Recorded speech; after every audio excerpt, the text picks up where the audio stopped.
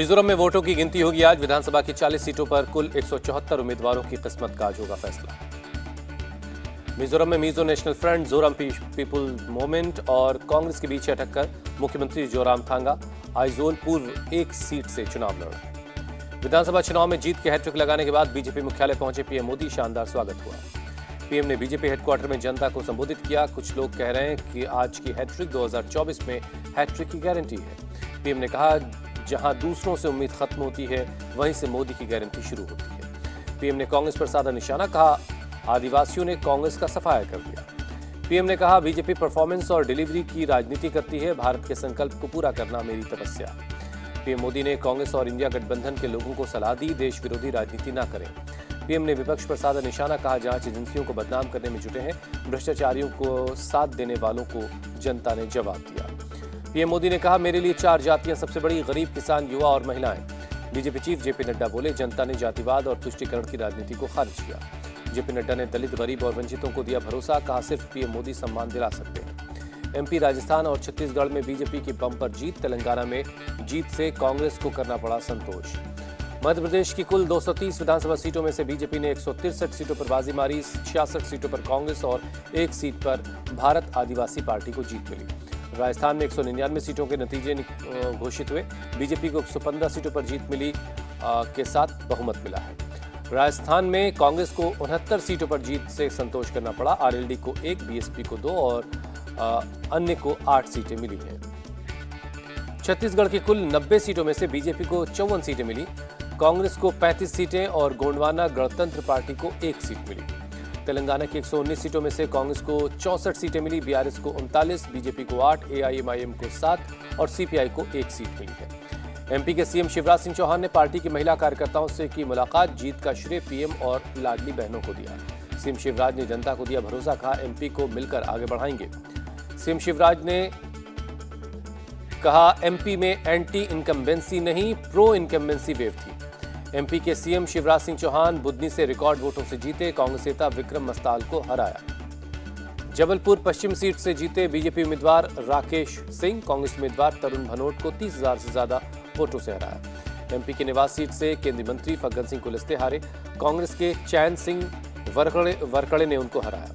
MP में CM face के सवाल पर बोले बीजेपी नेता कैलाश विजयवर्गीय, सीएम जो भी होगा प्रदेश को आगे ही ले जाएगा। चुनाव के नतीजों पर बोले कैलाश विजयवर्गीय, पीएम मोदी जैसा विश्वसनीय नेता अभी देश के पास दूसरा कोई और नहीं। केंद्रीय मंत्री नरेंद्र सिंह तोमर बोले, एमपी में बम्पर जीत, पीएम की लोकप्रियता की जीत है।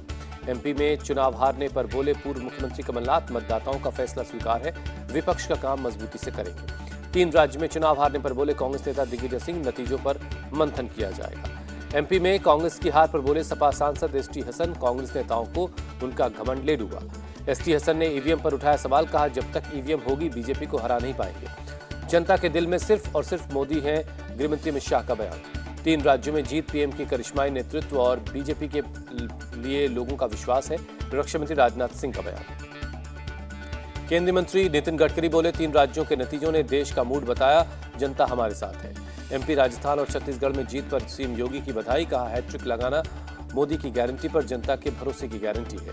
केंद्रीय मंत्री अनुराग ठाकुर बोले, कास्ट पॉलिटिक्स पर जनता ने कांग्रेस को दिया जवाब, जनता विकास चाहती है। चुनाव नतीजों पर बोले केंद्रीय मंत्री धर्मेंद्र प्रधान, ये सिर्फ बहुमत नहीं है, ये विश्वास का चरम स्तर है। धर्मेंद्र प्रधान ने कहा, जिन लोगों को जनता ने नकार दिया वो पीएम का अपमान करने के लिए इकट्ठा हुए। केंद्रीय मंत्री गिरिराज सिंह ने ली चुटकी, कहा नतीजे इंडिया अलायंस की एकता और प्रभाव को दिखाता है। गिरिराज सिंह ने कहा, सनातन था, सनातन है, सनातन रहेगा। महाराष्ट्र के सीएम एकनाथ शिंदे बोले, पीएम मोदी का करिश्मा अमित शाह की प्लानिंग और कार्यकर्ताओं की मेहनत रंग लाई है। सीएम शिंदे ने राहुल गांधी पर साधा निशाना, कहा झूठे वादे किए, किसानों के साथ धोखा किया। राहुल गांधी ने तेलंगाना की जनता का जताया आभार। एमपी, राजस्थान और छत्तीसगढ़ हारने पर बोले विचारधारा की लड़ाई जारी रहेगी। कांग्रेस महासचिव प्रियंका गांधी बोली, तेलंगाना की जनता ने रचा इतिहास, 3 राज्यों में हार का जनादेश भी सिर माथे पर। एमपी, राजस्थान और छत्तीसगढ़ में हार पर बोले कांग्रेस चीफ मल्लिकार्जुन खड़गे, नतीजे अपेक्षाओं के अनुरूप नहीं रहे। तेलंगाना में बम्पर जीत पर बोले मल्लिकार्जुन खड़गे, कांग्रेस पर विश्वास और भरोसा जताने के लिए मतदाताओं का शुक्रिया। तीनों विधानसभा चुनाव के नतीजों के बाद उद्धव ठाकरे ने किया ट्वीट, लिखा हम लड़ेंगे और देश बचाएंगे। टीएमसी नेता माजिद मेमन ने पीएम मोदी की जमकर तारीफ की, कहा यह साबित हो गया कि भारत में अब भी मोदी मैजिक बरकरार है।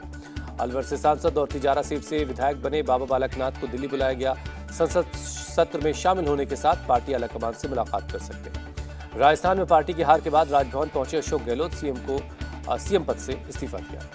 राजस्थान के सरदारपुरा से 7वीं बार चुनाव जीते सीएम गहलोत प्रदेश में पार्टी की हार पर बोले, नतीजा अप्रत्याशित है। छत्तीसगढ़ कांग्रेस प्रभारी कुमारी शैलजा का बयान, कहा हम जनाधार का सम्मान करते हैं, नतीजे निराशाजनक हैं लेकिन हम हताश नहीं हैं। तेलंगाना में कांग्रेस ने आज बुलाई है नवनिर्वाचित विधायकों की बैठक। पार्टी के ऑब्जर्वर डीके विजय कुमार बोले, प्रक्रिया का पालन किया जाएगा। कांग्रेस नेताओं ने गवर्नर से मुलाकात की, सरकार बनाने का दावा पेश किया।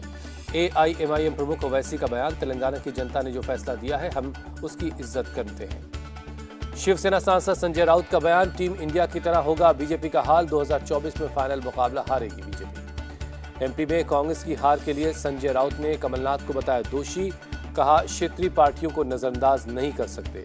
शिवसेना सांसद अरविंद सावंत बोले, ओवर कॉन्फिडेंस की वजह से एमपी, राजस्थान और छत्तीसगढ़ हार गई कांग्रेस। नेशनल कॉन्फ्रेंस के नेता उमर अब्दुल्ला ने बीजेपी को जीत की बधाई दी, कहा कांग्रेस की सभी बातें बेबुनियाद साबित हुई। इंडिया अलायंस के भविष्य पर बोले उमर अब्दुल्ला, यही हाल रहा तो गठबंधन खत्म हो जाएगा। जेडीयू नेता केसी त्यागी बोले, कांग्रेस ने इंडिया अलायंस को इग्नोर किया और खुद भी चुनाव हार गई।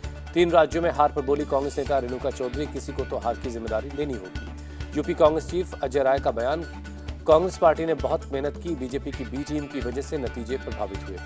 अजय राय ने जताई उम्मीद, कहा हमारी मेहनत का नतीजा 2024 में दिखेगा। राजनीति में अच्छा बुरा होता रहता है। कांग्रेस नेता उदित राज का बयान, जरूर ईवीएम में कुछ हुआ है वरना ऐसे नतीजे की उम्मीद नहीं थी। महाराष्ट्र कांग्रेस चीफ नाना पटोले बोले, 3 राज्यों में हार का विश्लेषण करेंगे, हमारी आज की हार कल की जीत होगी। डीपीएपी चीफ गुलाम नबी आजाद ने कांग्रेस पर उठाया सवाल, कहा इन चुनाव में अल्पसंख्यकों पर बात नहीं की गई। बंपर जीत के बाद तेलंगाना कांग्रेस चीफ रेवंत रेड्डी ने किया रोड शो, कांग्रेस कार्यकर्ताओं की उमड़ी भीड़। तेलंगाना में कामारेड्डी सीट पर बड़ा उलटफेर, बीजेपी उम्मीदवार केवी रमन रेड्डी ने केसीआर और कांग्रेस स्टेट चीफ रेवंत को हराया।